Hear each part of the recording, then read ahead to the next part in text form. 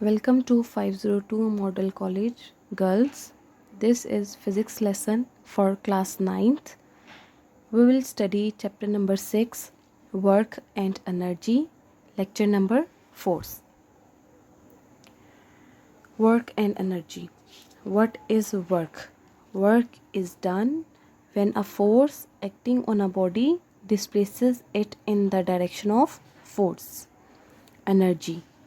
The body possesses energy if it is capable to do work.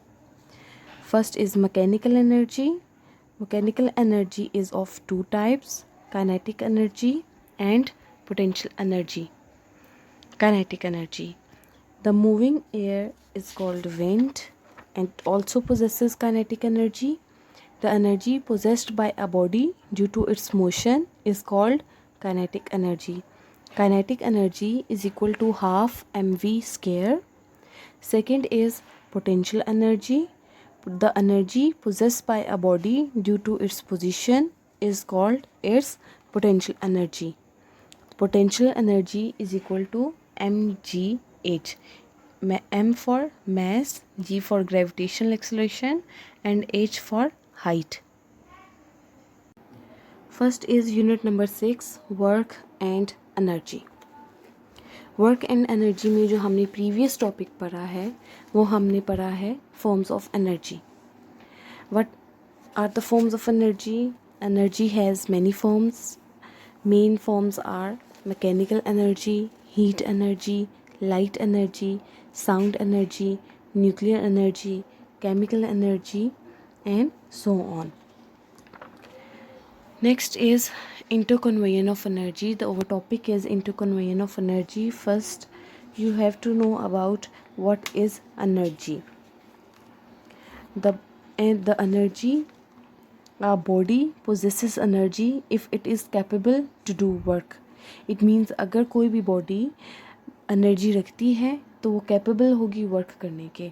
अगर कोई body work नहीं कर सकती इट मीन्स उसमें एनर्जी नहीं है. उसकी फिर आगे हम डिफरेंट फॉर्म्स देखते हैं. फिर हम यहाँ कहते हैं इस टॉपिक में कि एनर्जी कन्वर्ट हो सकती है एक फॉर्म से दूसरी फॉर्म में. इट मीन्स ना ही एनर्जी डिस्ट्रॉय होगी ना ही एनर्जी फॉर्म होगी, बल्कि एनर्जी एक फॉर्म से दूसरी फॉर्म में कन्वर्ट होती है. एनर्जी की इंटरकन्वर्जन हम अपनी डेली लाइफ में देखते हैं. हमेशा जो हमारी एनर्जी होती है जो कि हम फूड से लेते हैं वो हम डिफरेंट एनर्जीज़ में कन्वर्ट करते हैं. जैसे कि हम जब बोलते हैं तब हमारे पास जो हमारी एनर्जी होती है वो साउंड एनर्जी की फॉर्म में रिलीज़ होती है. अगर हम चलते हैं तो हमारी एनर्जी कन्वर्ट हो जाती है इन the form of kinetic energy.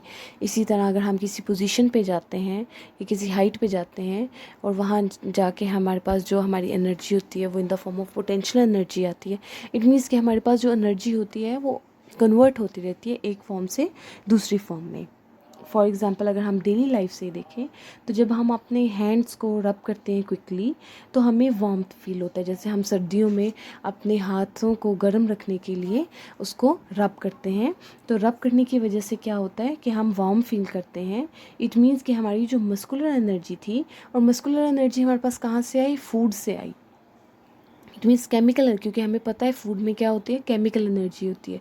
और वही जो केमिकल एनर्जी है वो हमारे पास मस्कुलर एनर्जी में कन्वर्ट होगी. और वही जो मस्कुलर एनर्जी है जो कि हमारे पास रबिंग हैंड्स में यूज़ होगी. इट मीन्स कि हमने उसको काइनेटिक एनर्जी में यूटिलाइज़ किया. और काइनेटिक एनर्जी में तो वो यूज़ हुई लेकिन साथ हीट भी प्रोड्यूस होती है. इट मीन्स के प्रोसेस ऑफ रबिंग में हमारे पास मैकेनिकल एनर्जी कन्वर्ट हो जाती है हीट में. मैकेनिकल एनर्जी हमें याद है कि mechanical energy is the energy possessed by a body due to its motion और पोजीशन. सो हम यहाँ से कहते हैं कि हमारे पास जो मैकेनिकल एनर्जी है वो को कन्वर्ट हो गई है किस में? हीट एनर्जी में. इसी तरह हम यहाँ एक और एग्ज़ाम्पल देखते हैं. इट मीन्स यहाँ हमारे पास एक और एग्ज़ाम्पल है जो कि साइकिलिस्ट की है. और साइकिलिस्ट ग्राउंड से सी लेवल से अबव द हाइट जा रहा है माउंटेन के टॉप पे और वहाँ से दोबारा सी लेवल की तरफ आता है. इट मीन्स कि उसमें इंटरकन्वर्जन ऑफ एनर्जीज़ हो रही हैं. सबसे जो मेन फॉर्म है काइनेटिक, सबसे मेन फॉर्म जो एनर्जी की एक दूसरे में कन्वर्ट हो रही है, वो है काइनेटिक एनर्जी और पोटेंशियल एनर्जी, जो कि हमारा यहाँ कंसर्न है। अगर सबसे पहले हम देखें तो जैसे जैसे साइकिलिस्ट अबव जाएगा, मतलब माउंटेन की पीक की तरफ जाएगा, तो उसकी जो वेलोसिटी है वो क्या होगी, डिक्रीज़ होती जाएगी, क्योंकि वो अगेंस्ट द ग्रेविटी मूव कर रहा है। जब वो अगेंस्ट द ग्रेविटी मूव करेगा तो उसकी वेलोसिटी डिक्रीज़ करेंगी। And we know that the kinetic energy depends upon the velocity of the object. So जैसे जैसे बॉडी ऊपर जाएगी या साइकिलिस्ट अबव मूव करेगा तो वो एनर्जी गेन करने की कोशिश करेगा, और एनर्जी गेन करने की वजह से क्या होगा, उसकी वेलोसिटी, उसकी एनर्जी यूटिलाइज होती जाएगी, उसकी एनर्जी रिलीज़ होती जाएगी, और एनर्जी रिलीज़ होने की वजह से क्या होगा, उसकी वेलोसिटी डिक्रीज़ करेगी। उसकी वेलोसिटी डिक्रीज़ करने की वजह से काइनेटिक एनर्जी तो कम हो रही है, लेकिन अगर हम देखें तो जो पोटेंशियल एनर्जी है वो इंक्रीज़ कर रही है। पोटेंशियल एनर्जी क्यों इंक्रीज़ कर रही है, क्योंकि पोटेंशियल एनर्जी हमारे पास हाइट के ऊपर डिपेंड करती है। जैसे जैसे हाइट ज़्यादा होती जाएगी पोटेंशियल एनर्जी इंक्रीज़ करती जाएगी। सो अगर बॉडी यहाँ से सी लेवल से अबव मूव करेगी, इट मीन्स कि जो काइनेटिक एनर्जी है वो तो कम होती जाएगी, काइनेटिक एनर्जी कम होती जाएगी, लेकिन जो पोटेंशियल एनर्जी है वो मैक्सिमम हाइट पे जाके मैक्सिमम हो जाएगी, बट काइनेटिक एनर्जी यहाँ जाके ज़ीरो हो जाएगी। क्यों, क्योंकि हिंट ऑफ अ सेकेंड के लिए साइक्लिस्ट अपनी वेलोसिटी ज़ीरो शो करेगा। सो काइनेटिक एनर्जी कन्वर्ट होगी किस में, पोटेंशियल एनर्जी में। हमने ये नहीं कहा कि यहाँ एनर्जी हमारे पास लूज़ हो गई है या एनर्जी हमारे पास बिल्कुल ज़ीरो हो गई है, बल्कि एनर्जी यहाँ से काइनेटिक एनर्जी डिक्रीज़ तो की है, लेकिन जो जो डिक्रीज़ करती गई है अपना मैग्नीट्यूड, वो पूरा मैग्नीट्यूड पोटेंशियल एनर्जी में ट्रांसफ़र होता रहा है और वो पूरा कन्वर्जन होती रही है। इसी तरह अगर हम यहाँ से देखें कि साइक्लिस्ट जब डाउन द वे मूव कर रहा है तो तब क्या होगा कि जब यहाँ से नीचे मूव करेगा तो वेलोसिटी इंक्रीज़ करेगी। वेलोसिटी इंक्रीज़ करने की वजह से काइनेटिक एनर्जी इंक्रीज़ करेगी। इट मीन्स हाइट पे तो पोटेंशियल एनर्जी मैक्सिमम है, लेकिन जैसे जैसे साइकिल नीचे मूव करेगी, डाउन द स्ट्रीम मूव करेगी, तो उसकी वजह से क्या होगा, पोटेंशियल एनर्जी लूज़ होती जाएगी, और वही जो लॉस ऑफ एनर्जी होगा, लॉस ऑफ पोटेंशियल एनर्जी होगा, वो गेन इन काइनेटिक एनर्जी का बाइस बनेगा। इस एग्जाम्पल से हमें पता चलता है कि आपके पास जो एनर्जी है वो एक फॉर्म से दूसरी फॉर्म में कन्वर्ट हो सकती है, सिर्फ सारी एनर्जी लॉसेस नहीं हो सकते। अच्छा, अब हमने यहाँ तो देखा कि आपके पास सिर्फ पोटेंशियल एनर्जी और काइनेटिक एनर्जी का केस, लेकिन हमारे पास यूँ होता है कि जो टोटल एनर्जी होती है वो भी किसी ना किसी में, किसी और एनर्जीज़ में भी कन्वर्ट होती है। जैसे कि हीट एनर्जी में भी जो एनर्जी होगी वो कन्वर्ट होगी, थोड़ा सा लॉस होगा। इट मीन्स कि आपके पास जो टोटल एनर्जी है वो काइनेटिक एनर्जी में भी चेंज हो रही है, कुछ पोटेंशियल एनर्जी में चेंज हो रही है, और कुछ हीट एनर्जी में भी लॉस होता है। फ्रिक्शनल फोर्सेस की भी वजह से और अपोजिशन फोर्सेस की वजह से, जो कि उसकी कोई भी बॉडी जो कि मूव कर रही है उसको अपोज करती है, तो तब भी हमारे पास जो एनर्जी लॉसेस होते हैं और हीट एनर्जी में जो टोटल एनर्जी होती है वो कन्वर्ट हो जाती है। नेक्स्ट, लेकिन टोटल एनर्जी हमारे पास हमेशा सेम रहती है। इट मीन्स टोटल एनर्जी जो पहले बॉडी की होगी तो वो टोटल एनर्जी सेम रहेगी। जैसे कि अगर हम यहाँ देखें या यहाँ देखें, इस पॉइंट पे देखें या इस पॉइंट पे देखें, इस पॉइंट पे देखें, तो टोटल एनर्जी हमारे पास क्या होगी, kinetic energy plus potential energy का सम। इट मीन्स जितनी जितनी काइनेटिक एनर्जी है चेंज होती जाएगी, वो सारी की सारी पोटेंशियल एनर्जी में चेंज होगी, और जो पोटेंशियल एनर्जी है वो काइनेटिक एनर्जी में सेम चेंज होगी, लेकिन जो टोटल सम है वो हमेशा सेम रहेगा। इट मीन्स एनर्जी टोटल हमेशा कंजर्व रहती है। इसी तरह की एग्जांपल्स हमें नेचर में मिलती हैं जो कि एनर्जी चेंजेस का बाइस बनती हैं और हमें एनर्जी चेंजेस की वजह से ही दिखते हैं। जैसे कि सबसे पहले अगर हम कोई भी एग्जांपल डेली लाइफ से ही लेते हैं, जैसे कि हमारे पास सबसे पहले अगर हम देखें तो हमारे पास जो सन होता है वो मेन सोर्स है हमें एनर्जी प्रोवाइड करने का, हीट एनर्जी भी और लाइट एनर्जी भी। जो सन है उसी की वजह से हमारे पास जो प्लांट्स हैं वो अपना फूड बनाते हैं। इट मीन्स कि वो केमिकल एनर्जी में कन्वर्ट करते हैं अपने लाइट को, और हीट को, इस एनर्जी को कन्वर्ट कर देते हैं। इसी तरह हमें सन और सन से जो एनर्जी मिलती है वो भी हम यूटिलाइज़ करते हैं। वही जो सन की हीट और लाइट एनर्जी आती है वो ओशंस के ऊपर भी पड़ती है। इट मीन्स जो उनका वाटर होता है उसके ऊपर भी जो सन है वो अपनी हीट प्रोवाइड करता है और लाइट प्रोवाइड करता है। अब जब वाटर के ऊपर हीट प्रोवाइड होगी सन की वजह से, तो उसमें थर्मल एनर्जी इंक्रीज़ करेगी। Thermal energy is a type of heat energy. So हम यहाँ कहते हैं कि थर्मल एनर्जी इंक्रीज़ करने का मतलब ये है कि उसकी जो वाइब्रेशंस ऑफ मॉलिक्यूल हैं वो इंक्रीज़ कर जाएंगी। जो इंटरमॉलिक्यूलर फोर्सेस हैं, जो वाइब्रेशंस होंगी वो इंक्रीज़ कर जाएंगे, और उनके वाइब्रेशंस इंक्रीज़ करने की वजह से, थर्मल एनर्जी इंक्रीज़ करने की वजह से जो वाटर है वो एवापोरेट करना शुरू कर देगा from the surface of the water. क्योंकि हमें पता है कि जब भी हम हीट एनर्जी प्रोवाइड करते हैं वाटर को, तो वाटर अपने स्टेट ऑफ मैटर को चेंज करता है। It means state of liquid से स्टेट ऑफ गैस में चेंज हो जाता है।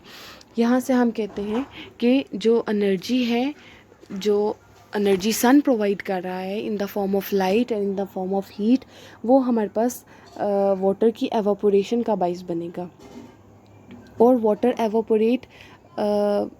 वाटर की एवापोरेशन में वो वाले मॉलिक्यूल्स हिस्सा लेते हैं जिनकी थर्मल एनर्जी बहुत ज़्यादा होती है। जैसे जैसे थर्मल एनर्जी इंक्रीज़ करती है तो वाइब्रेशंस ऑफ मॉलिक्यूल्स भी इंक्रीज़ करते हैं, और वाइब्रेशंस जिनकी ज़्यादा होती हैं, जिन मॉलिक्यूल्स में थर्मल एनर्जी ज़्यादा होती है, वो सरफेस ऑफ द वाटर से जल्दी एवापोरेट कर जाते हैं। जब वो एवापोरेट करते हैं तो वो क्या बनाते हैं, वाटर वेपर्स बना देते हैं, और यही वाटर वेपर्स राइज अप करते हैं और क्लाउड्स बनाते हैं। और जब क्लाउड्स कूल डाउन करते हैं तो वाटर ड्रॉप्स बनते हैं, और जो हमारे पास in the form of rain fall out करते हैं, फॉल डाउन करते हैं। इट मीन्स कि जो पोटेंशियल एनर्जी है वो हमारे पास किस में कन्वर्ट हो गई है, काइनेटिक एनर्जी में, जब रेन फॉल करती है। This rain water may reach a lake or a dam. As the rain water flows down, its kinetic energy changes into thermal energy, while the parts of the kinetic energy of the flowing water is used to wash away soil particles of the rocks, known as soil erosion. अगर हम यहाँ से देखें तो हमारे पास क्या होता है, सन से डायरेक्ट हीट और लाइट वाटर तक पहुँचती है, और वाटर की थर्मल एनर्जी इंक्रीज़ कर जाती है। जब वाटर की थर्मल एनर्जी इंक्रीज़ करेगी, उसके वाइब्रेशंस इंक्रीज़ करेंगे, vibrations between the molecules increase करेगा, तो तब क्या होगा, सरफेस ऑफ वाटर से जो मॉलिक्यूल्स हैं वो एस्केप आउट हो जाएंगे। जब वो एस्केप होंगे तो वो अपने आप को कन्वर्ट कर लेंगे from the liquid to water, to the water vapour, या हम कहते हैं स्टेट ऑफ लिक्विड से स्टेट ऑफ गैस में कन्वर्ट हो जाते हैं। और वही जो एवापोरेटेड मॉलिक्यूल्स होते हैं वो हमारे पास वाटर वेपर्स बनते हैं। वही जो वाटर वेपर्स होते हैं जब वो कूल डाउन होते हैं तो क्लाउड्स बनाते हैं, और क्लाउड्स हमारे पास रेन ड्रॉप्स फॉर्म करते हैं, और वही जो रेन ड्रॉप्स हैं वो हमारे पास एज अ रेन फ्लो करती है। वही आपके पास जो रेन होती है वो जो है रेन फ्लो करती है, और वही जो रेन होती है उसी की वजह से काइनेटिक एनर्जी हमारे पास थर्मल एनर्जी में कन्वर्ट होती है। लेकिन पार्ट ऑफ काइनेटिक एनर्जी जो है वो फ्लोइंग वाटर में भी यूज़ होती है। During the interconversion of energy from one form to other form, the total energy at any time remains constant. यहाँ से हमने देखा कि एनर्जी एक फॉर्म से दूसरी फॉर्म में तो चेंज होती है, लेकिन इन सारी कन्वर्जन में हमारे पास जो टोटल एनर्जी है वो हमेशा कांस्टेंट रहेगी। जो टोटल एनर्जी पहले थी आफ्टर द रिएक्शन भी वही रहेगी, और उस पूरे प्रोसेस में अगर हम किसी भी पॉइंट पे टोटल एनर्जी देखते हैं तो टोटल एनर्जी हमेशा सेम रहेगी। किसी भी पॉइंट में प्रोसेस के किसी भी इंस्टेंट पे इंस्टेंटेनियस एनर्जी अगर हम देखते हैं तब भी आपके पास जो टोटल एनर्जी होगी वो वही आएगी जो कि बिफोर द रिएक्शन थी और आफ्टर द रिएक्शन थी। So this is known as the law of conservation of energy. It means कि टोटल एनर्जी हमेशा कंजर्व रहती है before the reaction and after the reaction, या अगर हम बीच में भी प्रोसेस में देखें तो एनर्जी कन्वर्ट होती है एक फॉर्म से दूसरी फॉर्म में, लेकिन जो एनर्जी है वो टोटल सेम रहती है, उसमें कोई चेंज नहीं आता। इस वीडियो की मदद से आपको और क्लियर हो जाएगा कि एनर्जी क्या होती है और उसकी कन्वर्जन कैसे होती है। First is energy. The energy is an important and fundamental concept in science. A body possesses energy if it is capable to do work. Body तभी पोजेसेस करती है एनर्जी जब वो कैपेबल हो। अब हमने डिफरेंट टाइप्स पढ़ी हैं, उन्हीं डिफरेंट टाइप्स को हम देखते हैं कि वो कन्वर्ट कैसे होती है। सबसे पहले सन। सन हमारे पास क्या होता है कि हीट एनर्जी प्रोवाइड करता है, और हीट और लाइट एनर्जी की वजह से जो प्लांट्स हैं वो अपने प्लांट्स अपने फूड खुद बनाते हैं। इट मीन्स उनमें केमिकल एनर्जी आती है, और वही केमिकल एनर्जी हम यूटिलाइज़ करते हैं, हम ऑब्टेन करते हैं। इट मीन्स वो हमारे पास एज अ सोर्स आते हैं, और जब हम उनको लेते हैं तो वो केमिकल एनर्जी हमें डिफरेंट फॉर्म्स ऑफ एनर्जी के लिए कन्वर्ट करने के लिए हमारी हेल्प करते हैं। यही जो केमिकल एनर्जी होती है, इसी की वजह से हमारे पास मस्कुलर एनर्जी आती है, और जिसकी वजह से हम अपनी कोई भी डेली एक्टिविटी इजीली कर सकते हैं। जैसे कि अगर हम यहाँ देखें तो साइकिलिंग, इट मीन्स हमारे पास जो केमिकल एनर्जी है वो किस में कन्वर्ट होगी है, काइनेटिक एनर्जी में, as kinetic energy is related to its motion. So हम यहाँ से कहते हैं कि जो केमिकल एनर्जी है वो हमारे पास काइनेटिक एनर्जी में कन्वर्ट हो गई है। It means motion of pedals के में जो हमारे पास एनर्जी यूटिलाइज हुई है वो हमारे पास काइनेटिक एनर्जी थी, क्योंकि हमारे पास वो मोशन की वजह से थी। सो इट्स सिंपल कि सन एनर्जी लाइट एनर्जी दे रहा है, उसकी वजह से केमिकल एनर्जी की वजह से काइनेटिक एनर्जी में चेंज हो रही है। इसी तरह एक और फॉर्म ऑफ एनर्जी है जो कि बहुत ज़रूरी है, which is light. So light हमारे पास कैसे आती है, लाइट डायनामो की वजह से आती है या जनरेटर की वजह से आती है, जिसकी वजह से हमारे पास जो एनर्जी है वो कन्वर्ट होती है। इलेक्ट्रिकल एनर्जी कन्वर्ट हम कर सकते हैं थर्मल एनर्जी में, इलेक्ट्रिकल एनर्जी को हम हीट एनर्जी में भी कन्वर्ट कर सकते हैं। तो ऐसी ही एनर्जीज़ हैं जो कि हमारे पास कन्वर्ट होती हैं डिफरेंट फॉर्म्स ऑफ एनर्जी में। जब हमारे पास एक फॉर्म से एनर्जी दूसरी फॉर्म में एनर्जी कन्वर्ट होती है तो हम कहते हैं कि आपके पास इंटर कन्वर्जन ऑफ एनर्जी है। इट मीन्स एक एनर्जी दूसरी फॉर्म में भी चेंज हो सकती है, जैसे कि लाइट एनर्जी केमिकल एनर्जी में, और केमिकल एनर्जी हमारे पास काइनेटिक एनर्जी में चेंज होती है। और वही जो काइनेटिक एनर्जी है वो आगे आपके पास डिफरेंट फ्रिक्शन लॉसेस की वजह से भी लूज़ होती है, हीट एनर्जी में भी रिलीज़ होती है। So different forms of energy में रिलीज़ होती है। सो हम यहाँ से कहते हैं कि टोटल एनर्जी हमारे पास हमेशा सेम रहती है, टोटल एनर्जी हमारे पास चेंज नहीं होती, बल्कि एनर्जी एक फॉर्म से दूसरी फॉर्म में चेंज हो सकती है। It means mechanical energy change हो सकती है आपके पास और किसी फॉर्म में, हीट एनर्जी में, साउंड एनर्जी में, तो तब भी आपके पास क्या होगा, इंटर कन्वर्जन ऑफ एनर्जी होगी, लेकिन जो टोटल एनर्जी होगी वो हमेशा कांस्टेंट रहेगी। इसी को हम law of conservation of energy भी कहते हैं। आई होप इस वीडियो की मदद से आपको समझ आ गया होगा कि एक फॉर्म से दूसरी फॉर्म में एनर्जी कैसे कन्वर्ट हो सकती है। अगर हम और भी डेली लाइफ में एग्जांपल्स देखें तो हमारे पास आ जाती हैं। जैसे हम अगर ड्रम को बीट करते हैं तो इट मीन्स हम अपनी मैकेनिकल एनर्जी को कन्वर्ट कर रहे हैं, या हम अपनी मस्कुलर एनर्जी को कन्वर्ट कर रहे हैं मैकेनिकल एनर्जी में, जिसकी वजह से हमारे काइनेटिक एनर्जी में, जिसकी वजह से हम ड्रम बीट कर रहे हैं मोशन ऑफ हैंड्स की वजह से। और फिर वही जो हमारे पास काइनेटिक एनर्जी है वो कन्वर्ट हो जाती है साउंड एनर्जी में और हीट एनर्जी में। इसी तरह हमारे पास और बहुत सी डेली लाइफ एग्जांपल्स हैं जिनकी मदद से हम इंटर कन्वर्जन ऑफ एनर्जी को ईजिली एक्सप्लेन कर सकते हैं। Assignment: do question number 6.10, 6.11 and 6.12।